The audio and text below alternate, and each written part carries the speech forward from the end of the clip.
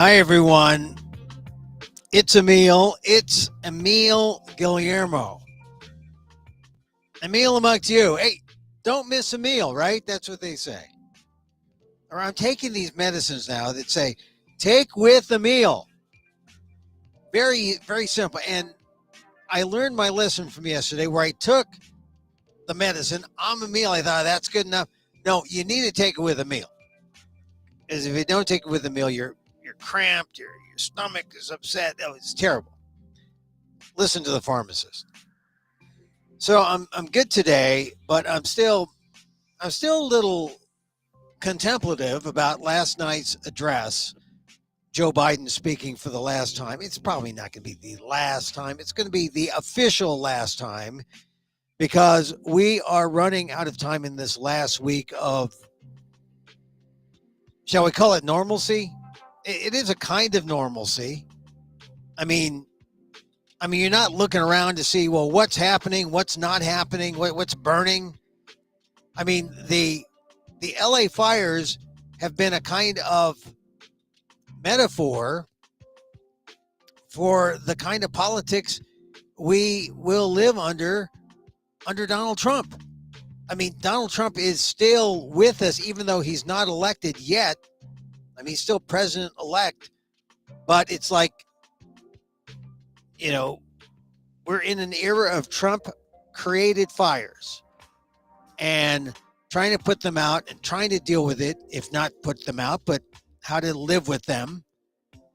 And that's, in some ways, the coincidence of the fires with the inaugural coming up on Monday. This is going to be life.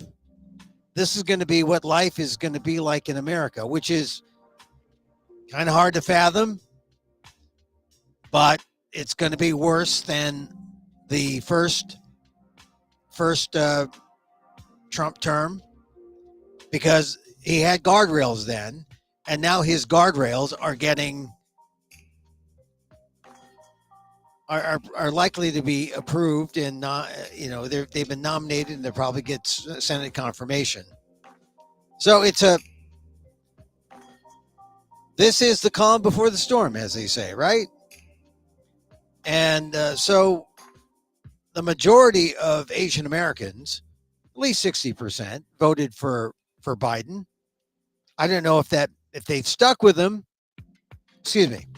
They voted for Biden the first time. And then they went and voted for Harris this last time. I don't know if most of the Harris or Biden-Harris supporters, if they have made the Trump turn. I mean, that's kind of the thing.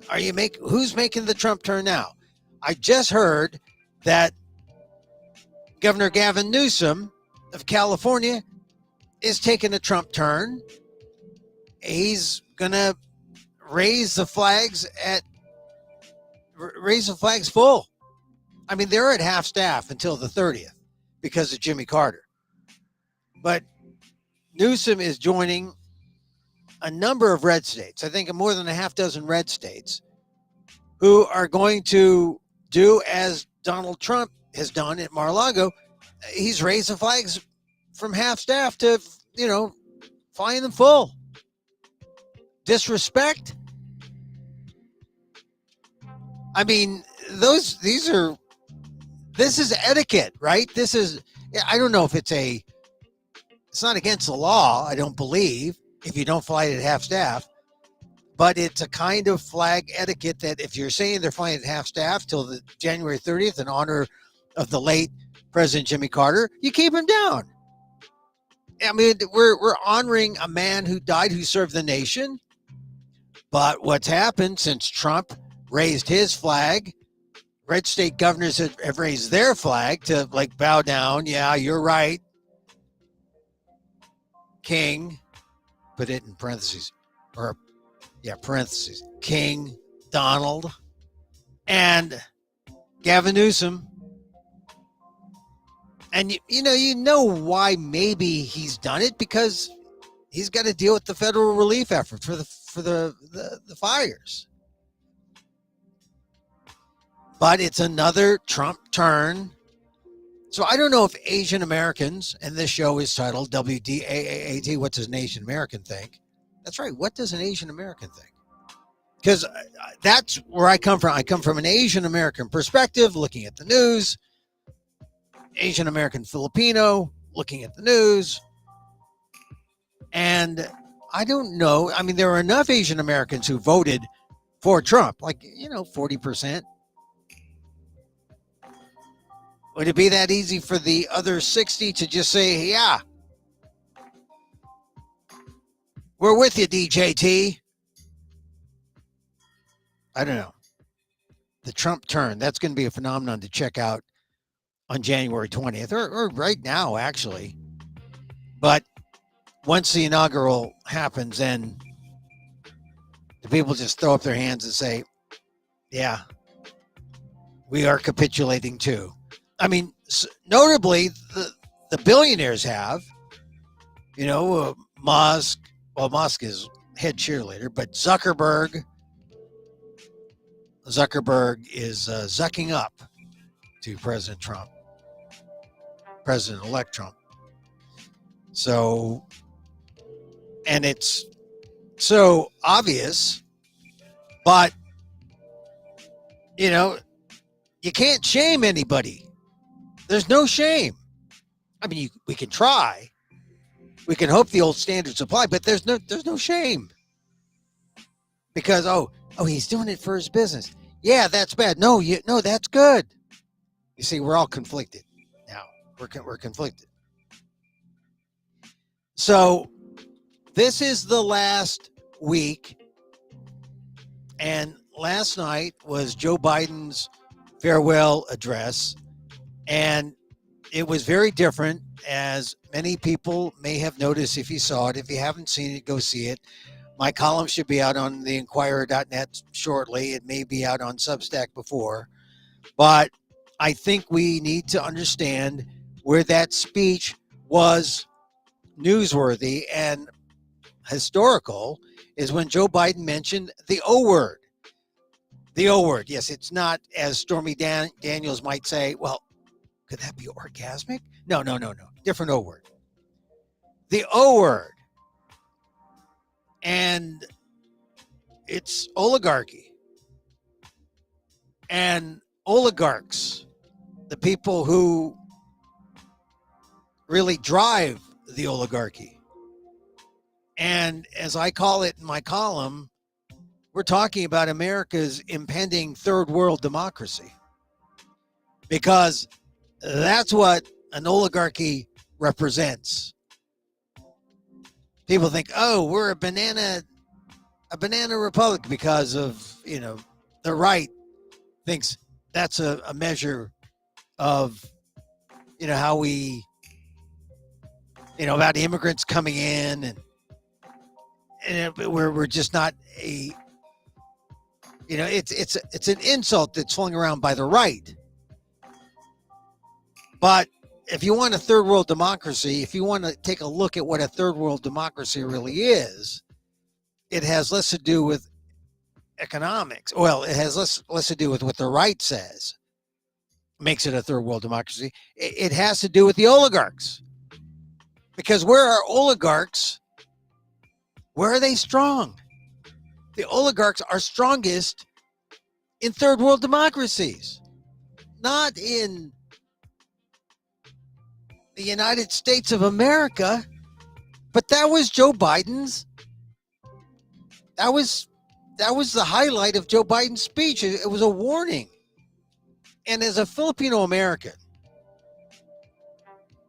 myself, I mean, he says that word and I'm thinking the Philippines, right? Because, I mean, where was it? Where was it that I first experienced oligarchy? Where was it that I first saw firsthand an oligarchy in motion? Back in the 80s, when I was a reporter in San Francisco covering protests, there were Americans, Asian Americans, Filipino Americans, and Filipino nationals here in exile protesting visits of the dictator, Ferdinand Marcos, because they saw the Marcos government as a puppet government run by the United States. They saw the Marcos government as a dictatorship. And the only thing good you might say about the dictatorship is, well, yeah, it's a dictatorship, but it was good for some people. Who? The rich, the wealthy, Marcos's cronies. First time I heard the term crony or cronyism. First time I heard the term oligarch. I mean, you can hear about oligarch in historical terms in the history books, but in real time, in contemporary times, where is an oligarchy? Third world failed democracies like the Philippines in the 80s under Ferdinand Marcos. So I wrote about that for my column. It's going to be on, as I said, Inquirer.net, and also it's going to be, I'll put it on Substack. But when you hear Joe Biden mention it, I mean, here's a guy who spent his life in service of a democracy governed by we the people. And here he is on his farewell, when he could talk about, some of the great things that, unfortunately, he won't get the kind of credit he deserves. But Joe Biden will not get the credit he deserves, but Donald Trump will take the credit, right? And the key point, the key takeaway from Joe Biden's speech is his warning. His warning. He says, I want to warn the country of some things that give me great concern. That's a dangerous concentration of power in the hands of a very few ultra wealthy people. He's not talking about a warning about Russia, about China. He's not warning about TikTok. He's not warning about, well, in a way he is. Later, I'll mention that. But he's warning about the rich and the wealthy who cause distrust and division and disillusion people in our democracy because it makes people feel like they don't have a fair shot. That was what democracy was all about, having a fair shot. That was Biden's words last night. And what a startling admission, huh? I mean, Biden, make no mistake, is no socialist. He's a self-avowed capitalist. He always says it in his speeches. I'm a capitalist. I'm a capitalist. And this isn't that he's against wealth. He gets it. Money makes the world go round. But the billionaires who use that power to rig a system in their favor, that's when democracy is undermined. And that's what's happening. You have extreme wealth at a dash of political ambition, and you get oligarchy. Elon Musk, Donald Trump's first buddy. I guess you got first lady, first husband, first gentleman, I guess. Doug Emhoff, Kamala Harris. Elon Musk is first buddy. And as I said, we know how this ends. If you're Filipino American and have been following the Philippines and the democracy in the Philippines since, well, you can go back to the beginning. You can go back in the 60s and how the Philippine democracy has evolved. But it really hit a wall when Ferdinand Marcos was president, and Ferdinand Marcos then extended his presidency and then used martial law to solidify his hold, his grip on the country. And how did Ferdinand Marcos become one of the richest men in Asia? Besides looting and plundering the Philippine treasury. I mean, this is a common way of oligarchy. And then if you see how, what upended it, the people power, Cory Aquino. And it was still tough. It was still tough to get the oligarchy out and let it be truly a government for the people. I mean, you talk to some people now in the Philippines, they'll say, well, yeah, we got a middle class sort of, but no. I mean, it's the oligarchy is less in your face, I would say, now than under Marcos, because they have to be on good behavior. So they don't take it to the line. They don't take it to the limit. But that's the evolution of the Philippine government. And fast forward from the 1980s when I covered the Philippines, you look at it now, the United States, long the model of democracy. If you have Joe Biden talking about oligarchy, my God, the United States looks more like the Philippines than ever. And Philippine democracy doesn't look so bad compared to the American oligarchy. In fact, maybe this is just the way democracy has evolved, to the point where the experiment showed that you can't have the kind of purity in democracy that we might say is ideal, but you're really defining it as the leaders see it, and the leaders' self-interest, how that has a hand in how we perceive an oligarchy. So we're in this new age of unbridled capitalism, and we've got Joe Biden on his way out saying, hey, it was never this bad. He's talking about the robber barons in the past. He said, we didn't punish the wealthy in the past. We just made the wealthy play by the rules everyone else had to. Workers want rights to earn their fair share. They were dealt into the deal and helped put us on the path to building the largest middle class, the most prosperous century any nation has ever seen. That's what Joe Biden said in his speech last night. So he's trying to say, look, I'm all for capitalism. I'm all for the wealthy. Let's try to balance this so it's not an oligarchy. Let's do it so that it's fair.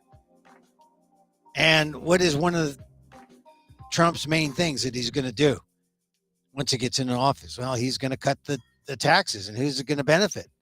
Primarily the oligarchs. So it was sad thinking about Biden's speech, his farewell. He was lucky, or we were lucky, in the first Trump administration because we didn't have to worry about guardrails because there were some adults in the room. I'm talking about Mattis, General Mattis. There were others who stood up to Trump, the never Trumpers, who lost. Interesting to see if Joe Biden will give some kind of preemptive pardon to people who spoke out against Trump during the election. Because, Trump is going to call it lawfare, and he's going to go after these people. The chances are, unless he's got so much power, it makes no sense for him to go to the nth degree. He can just push a little bit and everyone gets a sense of it and falls into line. That's not very good either. But all the control will be in the hands of Donald Trump. What Biden, though, also mentioned, he called the billionaires who are taking over government, he called them the tech industrial complex. Not necessarily the tech bro complex, but they're mostly bros. I don't see very many women in there.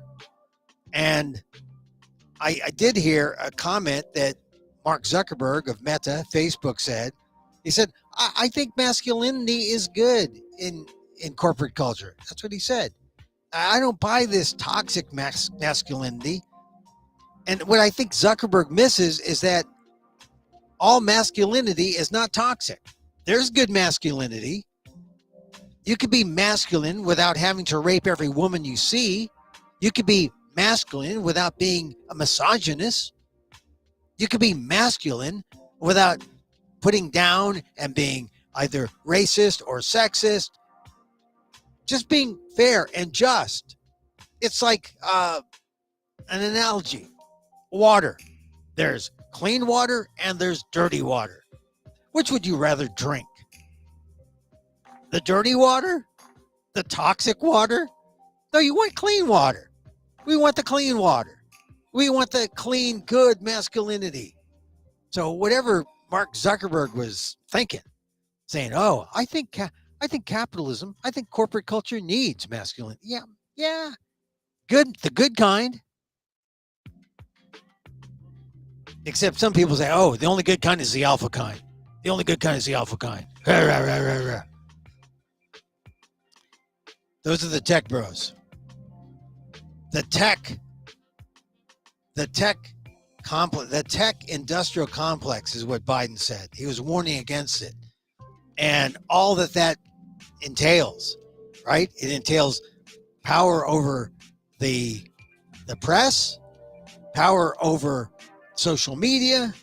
You got what Biden called the avalanche of misinformation and disinformation, enabling the abuse of power. This is the future. This officially gets kicked off after the 20th, after all the tech bros who've given $1 million for the party sit down at the inaugural and break bread and break democracy with President-elect Trump, who will be inaugurated on the same day as Martin Luther King Day, which is irony of ironies, right? Biden, so he mentions the tech bros, and we're in this era where finally, I think, people are understanding that there is something called climate change. I mean, they're not denying it, although the chief climate denier is up there. He's going to be inaugurated on the 20th.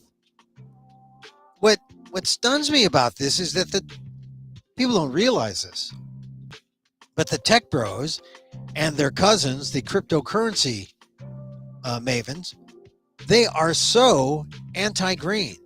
They are so non-green. It ain't funny. I mean, to them, of course, there's just one green, and it doesn't have to do with the environment. But you look to see how cryptocurrency blockchains are formed, the kind of computing power, the kind of electricity it uses. Very, very non-green technology. And yet, that's the future. So you've got that, you got the tech bros, you've got a conservative Supreme Court that will be the new guardrail, which is essentially a green light. Because if you try to bring up the Supreme Court to try to back up the rights of workers, to back up the rights of people, the Supreme Court will back the rights of the tech industrial complex, no doubt. Whatever they're told to by Trump, they'll do. So here was Joe Biden in yesterday's speech calling for some other things that Americans need to focus on besides oligarchy and the tech industrial complex. He said we needed term limits on the Supreme Court. Term limits.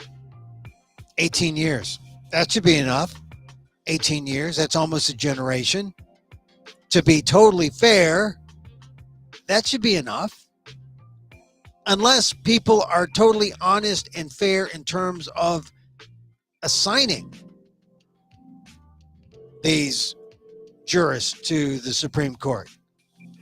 I mean, the Merrick Garland case and what the Republicans did there, that was total politicization of this whole matter.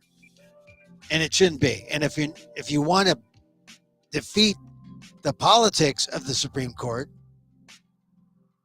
you got to get justices in there for a limited number of time.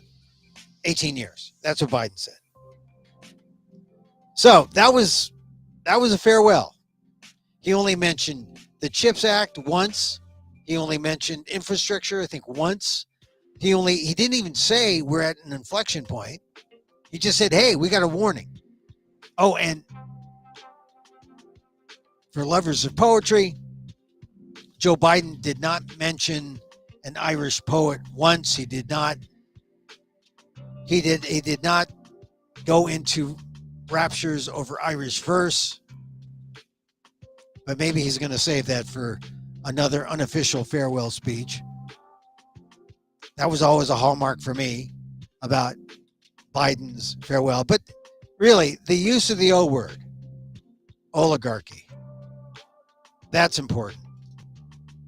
And, it's been used by others. I've used it. I've written columns about the oligarchy. But this was confirmation. I'm not just feeling this like out of the blue. It's a real thing. We see it's a real thing. Last night, Jeff Bezos and Elon Musk continue their space race. Bezos set off a rocket last night. It was a special bulletin, because these are the Americans who count. These are the Americans that the news media is watching. I mean, they're watching these guys because it's not a country about the people. It's a country about the extreme wealthy. They run it. They have the power. They have the ambition. And if you believed in the little guy, if you believed in a democracy where the little guy really had a chance, Joe Biden was warning us. We're up against it. And it's not going to change unless people start paying attention and people start voting and the right people run and the right people mobilize the people.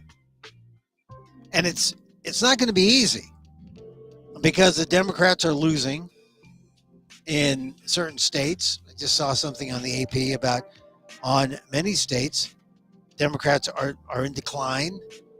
Democrats are trying to figure out, well, what do we stand for? It's not even clear. But what is clear is there's no one thing necessarily, but it's going to have to take a coalition of people with ideas. And maybe that's good because it makes for a larger, broader base for a party to deal with the oligarchs. Because right now the oligarchs are winning. The oligarchs are winning, and it's not good. It's not good.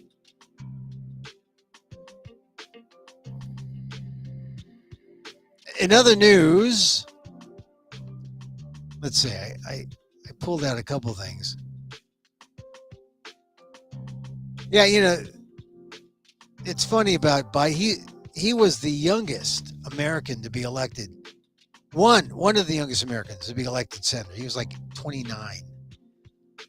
And here he is, 82, the oldest sitting president. So it's a remarkable thing.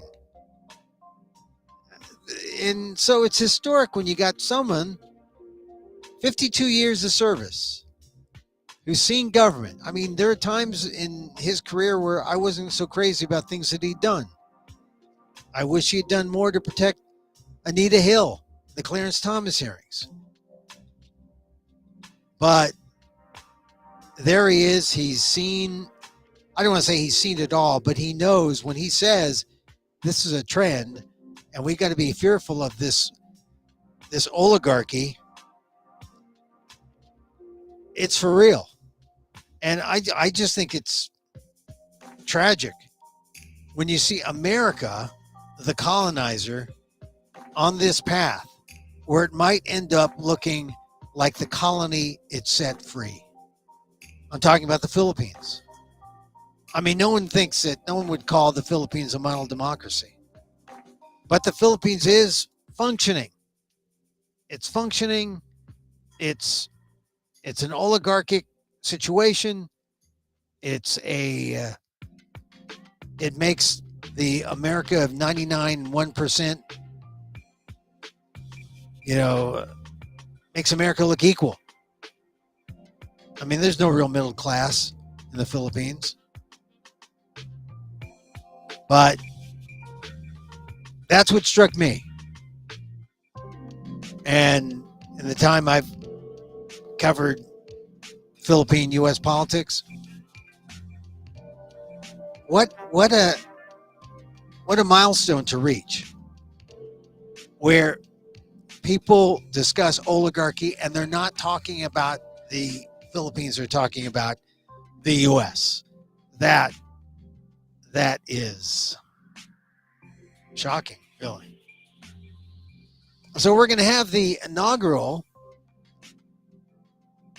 in a few days. Inauguration day, it's going to be a high of 28 degrees Fahrenheit. 28 degrees. It's going to be cold. And I have covered, I'm not going to this one, but I have covered inaugurations in the past. Washington has always been cold, cold, cold. For Clinton, it was cold. For Obama, it was cold. I didn't go to the Trump inaugural. I didn't go to the Biden one. But it's going to be 28 degrees. I don't think I've ever experienced cold like I did during the Obama years, the Obama inaugural. And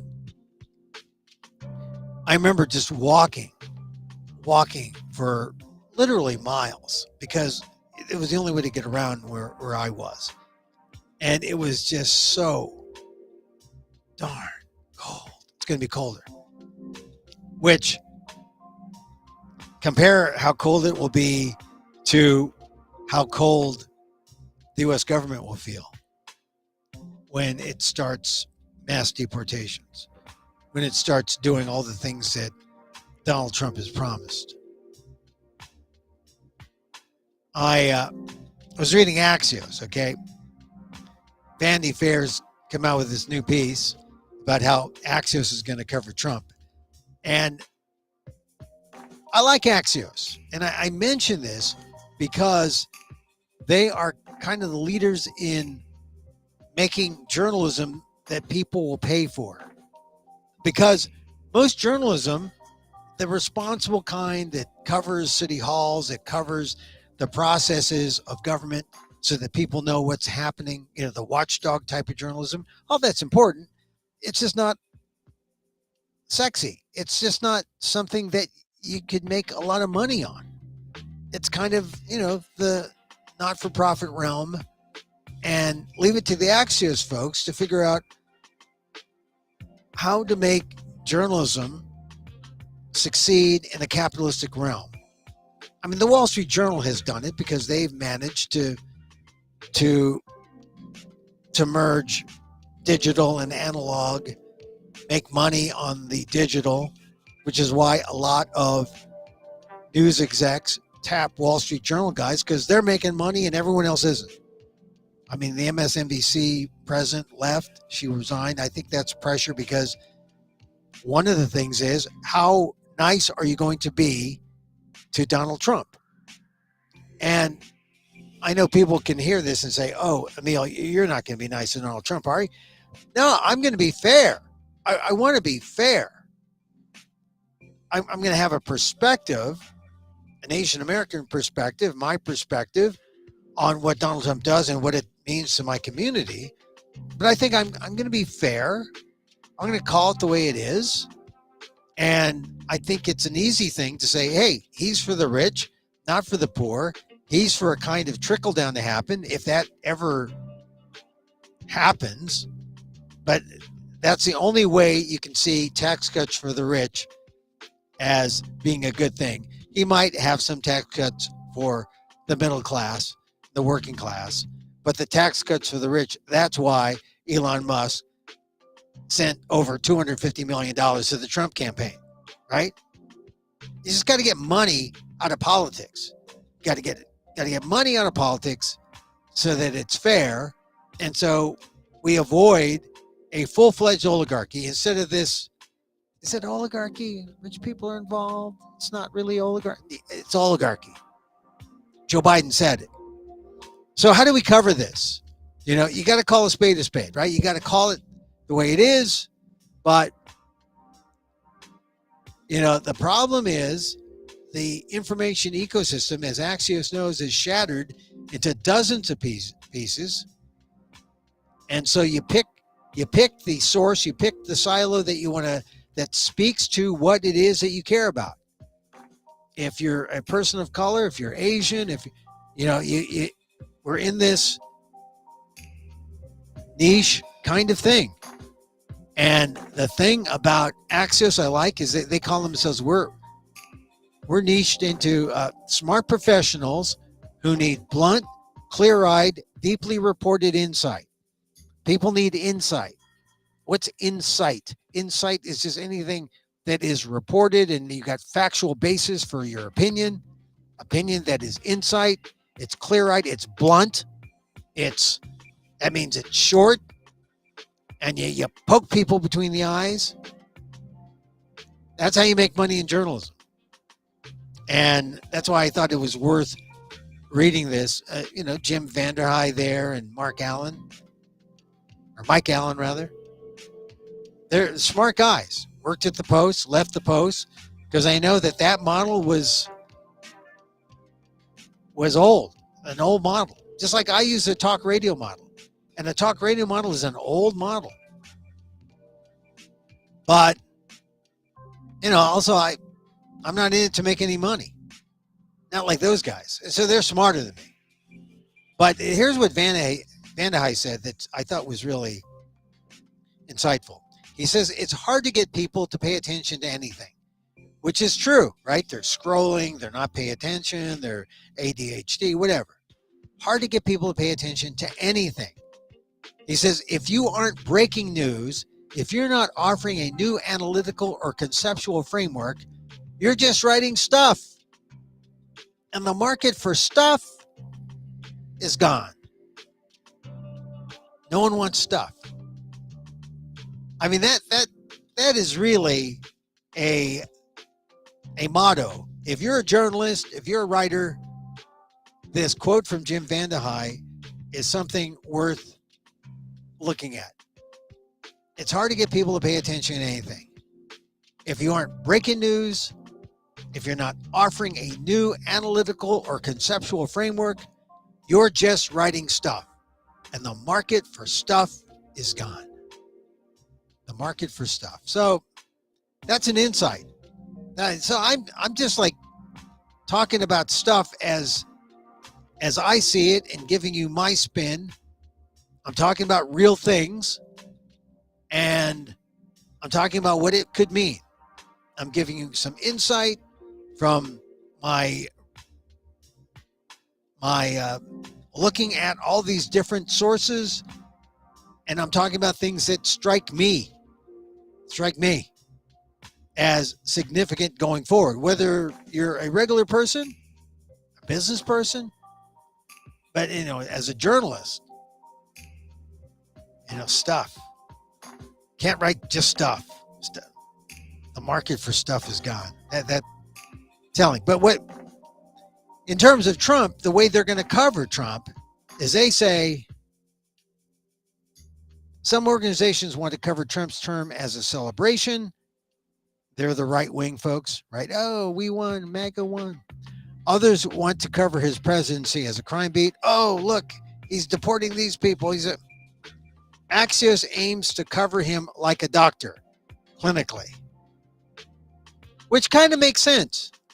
Yeah, he's sick here. Take 2 of these, you'll feel better. Or, yeah, this isn't a good thing. Let's get the MRI and see if it's malignant or see if we need surgery. And then let's get it out before it metastasizes. I mean, I guess that's what it means, like covering like a doctor. Donald Trump was wrong on this end. Here's a better RX. I guess. I mean, you know, it's objective, right? You're a doctor. You want the patient to be well, and you want America to be well. I mean, I think that's the most important thing. We want America to be well. We want the patient to be well. But Axios is going to cover Donald Trump like a doctor. Say, I guess, huh? All right. Just a couple more things. Maybe one. I decided today I was not going to look at much fire coverage unless I got a sense that there was some kind of, threat, an imminent threat, new areas, new winds, new, and really at night is when you're going to see where the problem areas are, right? Because you can see the embers. You can spot an ember, and then you can send, a copter to dump fire or dump water on the fire.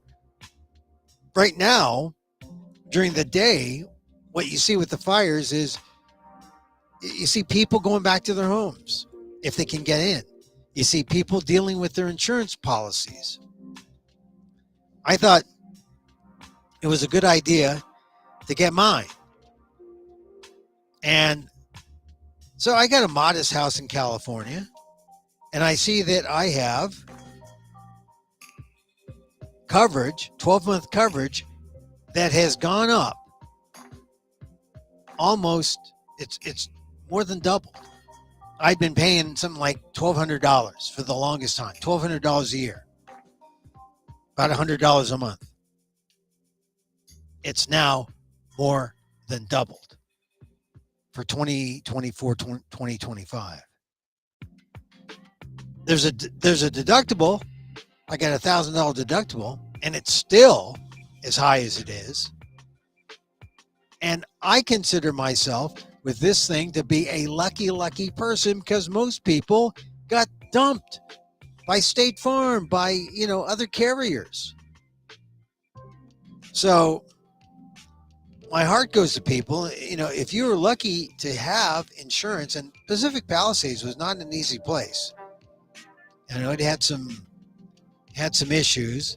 So a lot of people were dumped there, but on the secondary market, there are other people. You got reinsurers coming in. So I hope they were able to get coverage, and I hope they didn't rely on self-insurance. But if you have a $9 million home or a $5 million home, chances are you had the wherewithal to self-insure.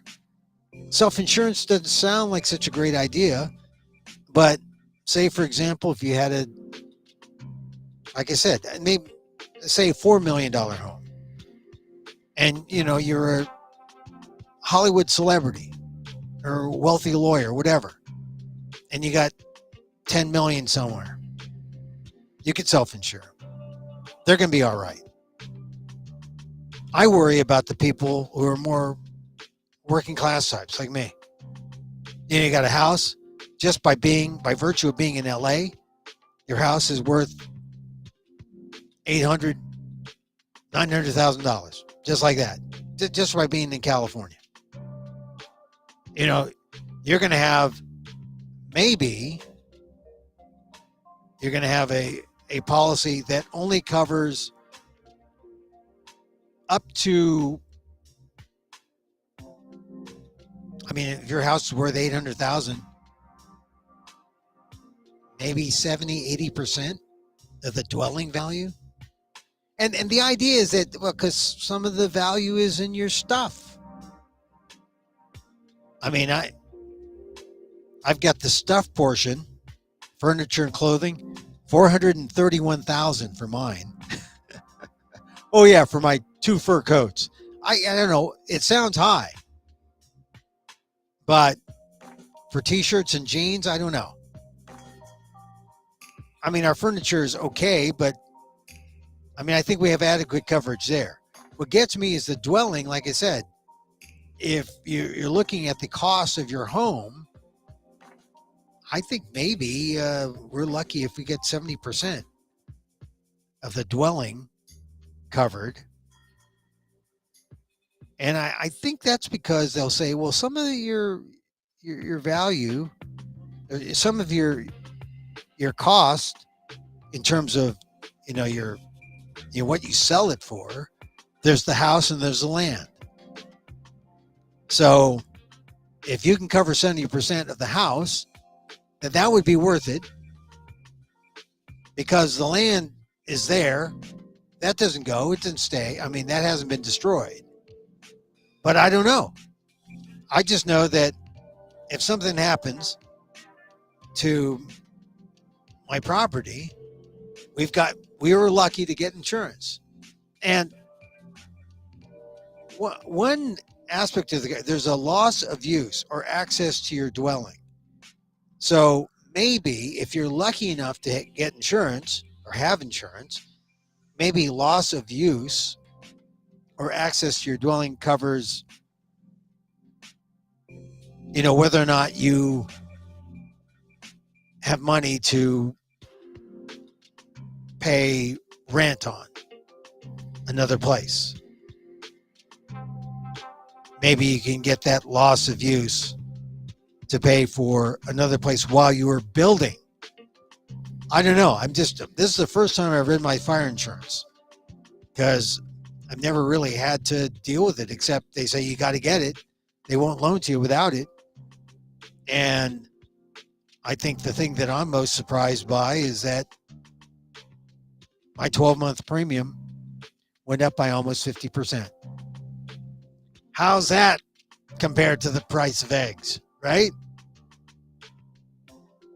And that's not inflation. That's because of the fire danger in I'd say America, but most notably California. So for those people who are in the fires, LA fires, and they're having a hard time, my heart goes out to you. I know that some people that I know who think about these things are wondering, is it time to leave? And then where? Where to? Are you stuck on California because of the industry?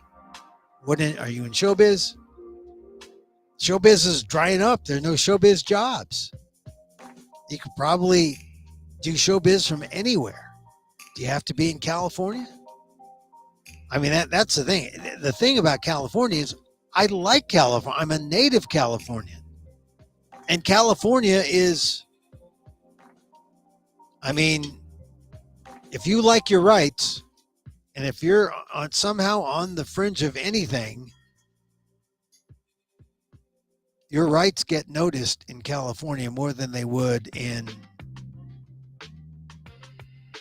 other places in this country.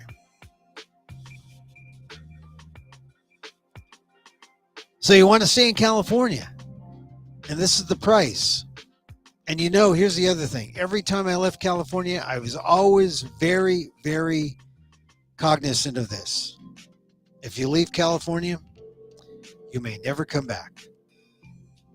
The door may not be open, because the price of California only gets higher, more costly, more out of reach. The lesson may be to stay put, be resilient. I mean, we might as well. I mean, we got to be resilient on all these other fronts. But I just was struck when I heard someone talk about this. And, for some people, I mean, I was talking to people who wanted to move to LA a month ago. And now they're not talking about moving to LA. I think, for people who like the more conservative side of things, you can find the red part in the blue state. Is go up north, Shasta, around there. There are places that are like a lot of southern, Midwestern type places. The good thing about California is I can say, boy, wouldn't it be nice to move to a place like, I got family in Michigan. Wouldn't it be nice to move to Michigan, or family in Ohio? And right now, the cold weather is such a turnoff. I mean, I don't mind it cold, but for me, cold is like, I like 40-degree cold. You know, that's cold enough, right? I don't need it any colder than that. I just don't. Here's some other headlines. This was on the AP. Democrats' crisis of the future. The biggest states that back them are shrinking. Coming out of a presidential election where they lost all 7 swing states, Democrats are facing demographic challenge that could reduce their path to winning the U.S. House of Representatives or the White House for the long term. I mean, you know, this is the thing. It's always demographics. And the demographic that people were concerned about was the fact that the minorities would be the majority by 2040, right? That was a fear. 1989, the first time that story broke. And now, 2025, this is AP. Democrats' crisis of the future. The biggest states that back them are shrinking. AP's lead. Texas and Florida are growing rapidly. California, Illinois, and New York are shrinking. If current trends hold through the 2030 census, states that voted for Vice President Harris will lose around a dozen House seats and Electoral College votes to states that voted for President-elect Donald Trump. The Democratic path to 270 Electoral College votes, the minimum needed to win, will get much narrower. And this is the thing that some of us who were thinking about this demographic shift in, minorities being great for people who like minorities, for Democrats, for people on the left. It has been anything but that. Anything but that. And now we see that Texas and Florida growing. I've been to Texas recently. I've been to Florida within the last year. I mean, nice places to visit. I've got friends there. I don't know if I want to live there. Or, well, the challenge is you have enough of your friends there, you can go vote a certain way. And you make Texas and Florida like California. Good luck. Good luck. But that's how you avoid that.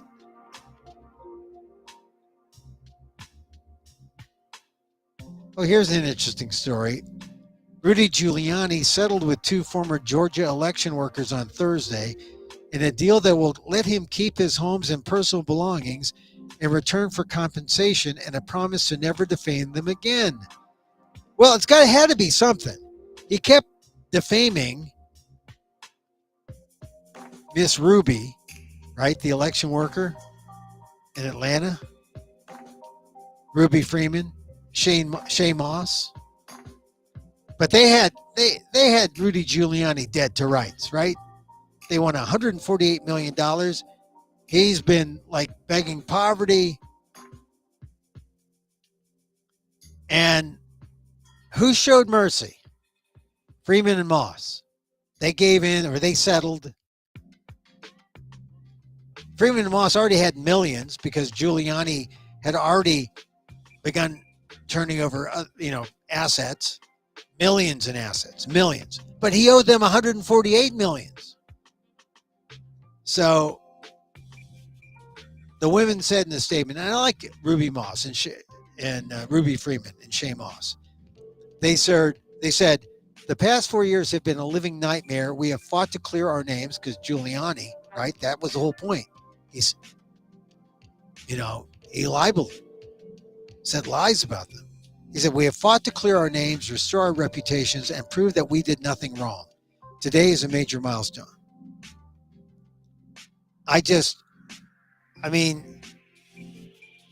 It does not, they showed mercy. They had several million. They could have gotten tens of millions more. And if they had the heart of Donald Trump, they would have pushed him. But you know what? There are good people in the world, and all they want is fairness. And all they want is for Rudy Giuliani to stop slandering them, to stop telling lies about them, give the money that he can. They don't need tens and tens and tens of millions, even though the judgment was for that. Does Rudy Giuliani have the grace to be thankful as well as remorseful? I doubt that. I doubt he does. But Ruby Freeman and Shay Moss, they could show mercy. And they walk away bigger than when this whole ordeal started. So congrats to them, because they could have gone after Rudy Giuliani, and they didn't.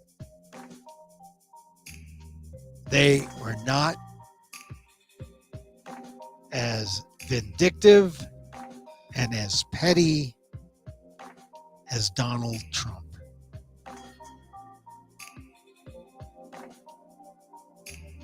All right, that's it for today's show. Hey, thank you for tuning in, wherever you're tuning in from. Find this on Facebook, on my Facebook channel, also on,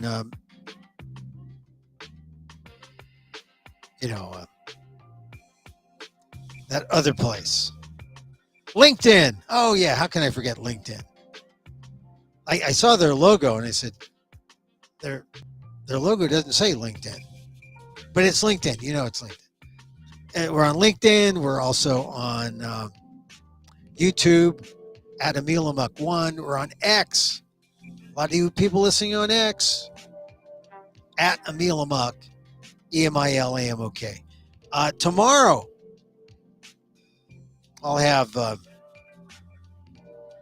Dan Gonzalez hopefully with me, and we'll talk about the future. Look for my column on Inquirer.net, Inquirer, INQUIRER.net. Also, look for it on Substack and Patreon, patreon.com. We'll do laughter yoga tomorrow. We'll close with a little metta, not Zuckerberg metta, METTA, loving kindness. Loving kindness, because we send out the love. We send out the love. Loving kindness. And send it out and it comes back twofold. So as I wish for me, I wish for you. May you be safe. May you be happy. May you be healthy. And may you live with ease. Emil Guillermo here. Till next time. Mahal Kita.